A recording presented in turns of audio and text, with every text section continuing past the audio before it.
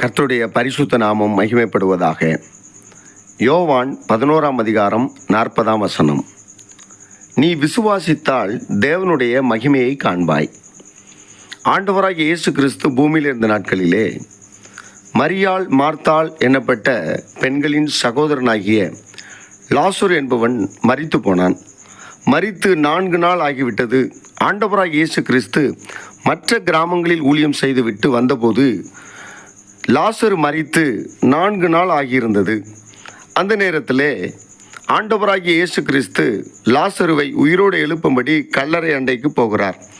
அந்த நேரத்திலே மார்த்தாள் இயேசுவை பார்த்து சொல்லுகிறாள், ஆண்டவரே, லாசரு மரித்து 4 நாள் ஆயிற்று, நாருமே என்று சொல்லுகிறாள்.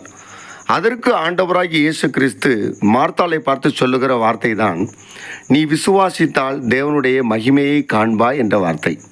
அன்பான தேவஜனமே, ஆண்டவராகிய இயேசு கிறிஸ்துவால் எல்லா அற்புதத்தையும் செய்ய முடியும். இருக்கிறதை நிலைப்படுத்த முடியும், இல்லாததை உருவாக்க முடியும், இழந்து போகிற நிலைமையில் இருக்கிறதையும் ஆண்டவராகிய இயேசுவால் அதை நிலைநிறுத்த முடியும். ஒருவேளை நம்முடைய வாழ்க்கையில் சில குறைவுகள் இருக்கலாம், சில காரியங்கள் கைவிட்டு போயிருக்கலாம், சில காரியங்கள் மரிக்கும் தருவாயில் இருக்கலாம், இது என் வாழ்க்கையில் நடக்காது என்ற சூழ்நிலை இருக்கலாம். ஆனால் கவலைப்பட வேண்டாம்.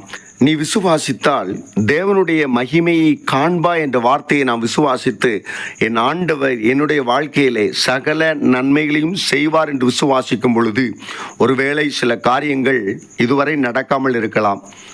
குழந்தை பிறக்காது என்று டாக்டர்கள் சொல்லியிருக்கலாம், கடன் அடைக்க முடியாது என்கிற நிலைமை இருக்கலாம், இந்த காரியங்கள் எனக்கு கைகூடி வருமா என்ற சந்தேகம் இருக்கலாம். ஆனால் ஆண்டவர் சமூகத்திலே நம்மை அர்ப்பணித்து, ஆண்டவரே, நான் உம்மை விசுவாசிக்கிறேன், உம்மால் எல்லாம் ஆகும் என்று சொல்லும்பொழுது ஆண்டவராகிய இயேசு உங்களை பார்த்து சொல்லுகிற வார்த்தை என்ன தெரியுமா?